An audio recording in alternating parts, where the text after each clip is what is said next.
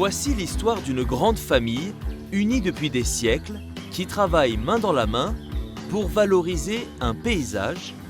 C'est vraiment toutes ces générations de forestiers qui se sont succédées là, qui ont travaillé sur ces arbres pour obtenir des sujets aussi beaux. Cet arbre, il est magnifique.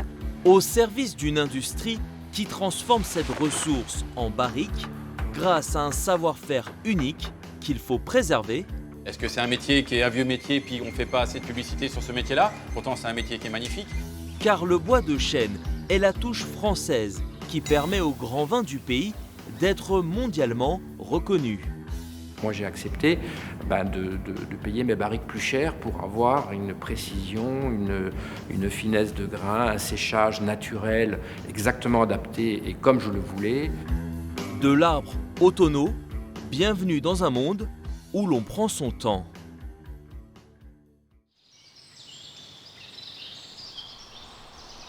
Les apparences sont parfois trompeuses. Si vous vous promenez dans les forêts françaises, vous aurez le sentiment d'être dans une forêt naturelle.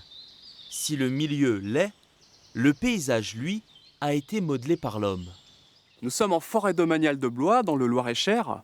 Nous sommes dans un peuplement qui a été façonné par l'homme, un peuplement qui a 110 ans. Si on regarde un petit peu autour de nous, tous les chênes sont à peu près de la même grosseur. Ils ont, à quelques années près, le même âge. Depuis des siècles, l'homme a utilisé la forêt avant tout comme bois de chauffage. Ces habitudes ont fini par ruiner la forêt française et ce n'est qu'au début du 19e siècle qu'a éclos une prise de conscience sur la nécessité d'avoir une véritable gestion forestière. C'est ce que l'on appelle la sylviculture. Tous les 10 ans, le forestier va intervenir dans le peuplement et va enlever quelques tiges au profit de ces arbres objectifs. L'idée, c'est de produire une forêt de la meilleure qualité que l'on puisse faire. On a l'exemple ici d'un chêne qui a un trait rouge. Et cet arbre-là va certainement être abattu l'hiver prochain. Et l'esprit, c'est d'aider ses congénères autour de lui qui sont de meilleure qualité. Les arbres autour vont avoir un petit peu plus d'eau, plus d'air pour mieux évoluer. Dans les forêts de la région Centre-Val de Loire, le chêne est le roi. Un roi qui est chouchouté à toutes les étapes de sa vie. Pourtant, la sélection est dure. Seuls les plus forts traverseront les âges et vivront jusqu'à 200 ans, attirant tous les regards grâce à une caractéristique précise. Ce qu'on appelle le grain fin, un arbre à grain fin, c'est un arbre qui a des cernes d'accroissement très fins. Donc on cherche la finesse et la régularité. Et donc, particulièrement en région centre, on a des arbres qui poussent très lentement parce qu'on a une sécheresse l'été et que ça empêche les arbres de pousser trop vite. Et alors, il est recherché en tonnellerie parce qu'il apporte des arômes différents par rapport à des accroissements plus larges. Le chêne à grain fin, une ressource convoitée qui est soumise à un subtil équilibre entre régénération via les semis. Là, c'est super dense. On voit bien d'où ils ont démarré. Ouais. Tac, là, la première pousse. Tac, et la deuxième. Puis l'abattage des arbres matures proposé aux plus offrants.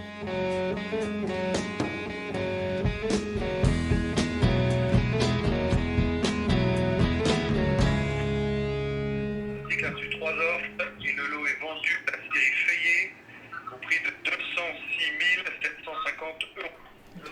Acheter du bois en France, rien de plus simple. Vous avez 45 secondes et une seule chance pour proposer la meilleure offre afin d'obtenir une parcelle. Cette entreprise de tonnellerie a un besoin vital d'acquérir du bois de qualité. On est deuxième à 56 000. Le troisième était à 55 000. On l'a loupé de peu. Merde. C'est loupé. De peu, mais c'est loupé. Et cette vente de bois français est ouverte aux acheteurs du monde entier. Ça a de fortes chances de partir en Chine encore, ces bois-là. Là. Ils vont tirer les billes de qualité, plat au mérin, et le reste, ils vont mettre ça dans les conteneurs. Ça part en conteneur. Et ça vous donne quel sentiment de voir ces billes partir? Un peu la désolation, quoi, mais bon.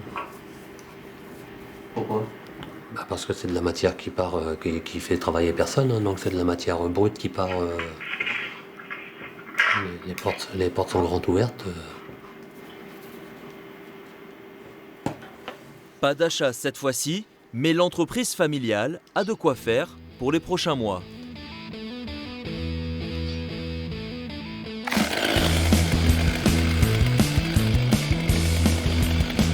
Cette parcelle 33 en forêt de Blois, c'est un peu le jackpot pour l'entreprise Vrier. Achetée 116 000 €, elle a le droit d'exploiter les 95 chênes ciblés par l'ONF. Des chênes qui ont 200 ans et qui doivent faire place aux nouveaux arrivants. Et ici, dans le coffre-fort de la forêt française, on y trouve le Nec Plus Ultra.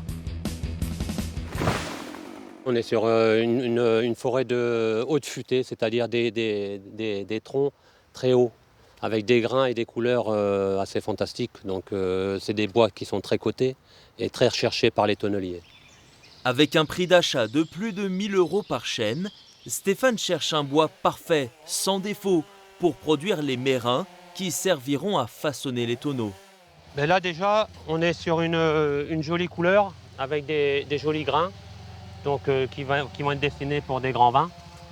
Donc la rectitude du bois, on a le fil du bois qui convient très bien pour la tonnellerie.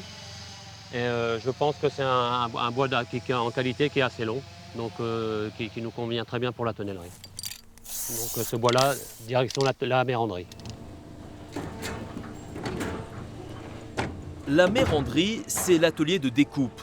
Ici, ne parlez plus de chêne, mais de mérin, la matière première de la tonnellerie.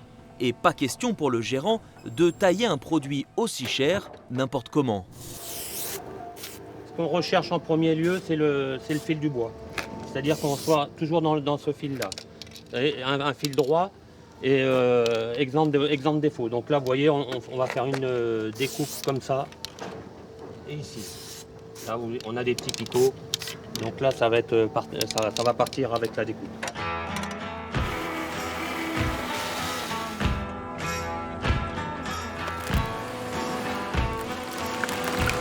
Faut pas prendre trop épais, faut pas prendre trop fin pour qu'il puisse réaliser les 2 douelles dedans. Faut pas qu'il y ait trop de pertes. On est déjà sur 80% de pertes. Quand on fait 20-25% de rendement sur une belle grume à mérin, c'est déjà bien.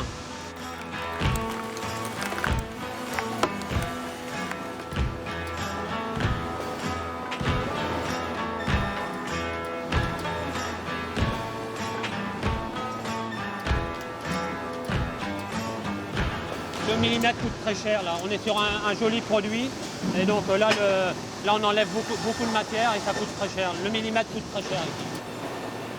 Et voici ce qu'il en reste, un arbre de 30 mètres de haut. Des planches fines, identiques, qu'on appelle des douelles. Seules les plus belles et sans défaut vont servir à la fabrication des fûts, mais pas avant 3 ans. On parle de maturation. Donc il faut que les bois soient lavés par la pluie et séchés par le soleil. Et dans un cycle à peu près de 24 à 36 mois. Pour bien laver les tanins, pour plus avoir ce goût de sève au moment des dégustations de fûts. C'est l'histoire de la vie, le cycle éternel. Bref, vous connaissez la chanson. À la tonnellerie, l'arbre retrouve une seconde vie. Après un montage en rose composé d'une 30aine de douelles, le tonneau rentre en contact avec le feu. Après le montage en rose, on va passer à l'étape du fermage. C'est-à-dire que c'est un fût qu'il faut fermer à la bonne température. Un fût qui va être trop chaud va être cassant, et un fût qui va être trop froid va être cassant aussi. Là, on est vraiment à la bonne température pour pouvoir le fermer. C'est quoi la bonne température? C'est entre 40 et 50 degrés à l'extérieur qu'il faut compter. En moyenne, en général, c'est ça. Par rapport au temps à l'extérieur, il faut compter ça à peu près, pour que le bois soit bien souple pour pouvoir prendre sa forme. Ces fûts sont destinés aux plus grands vins. Leur fabrication exige donc une maîtrise parfaite. Par exemple, chauffer la barrique de l'intérieur sans la brûler, c'est le bousinage, et ça reste le moment le plus délicat. Quand on va chauffer, différentes températures qu'on va donner au fût, mais différentes arômes vont sortir. On va passer par la vanilline, on va passer par l'amande, par le réglisse et la caféine. Ça, c'est différents arômes qui vont ressortir. Plus on va chauffer, plus ces différents arômes vont ressortir. Et c'est le client qui vous dit « je veux tel arôme ». Bien sûr, par rapport à ce qu'il va mettre à l'intérieur, par rapport à ce qu'il va vinifier quand il va faire sa transformation, je sais ce qu'il met exactement comme vin, ce qu'il veut comme chauffe, et par rapport à ça, je vais lui faire la chauffe appropriée. Une fabrication artisanale qui permet des créations sur mesure. Les fûts de chêne de la région centre sont prisés par les vignerons les plus exigeants de la planète et bien sûr par les grands châteaux bordelais.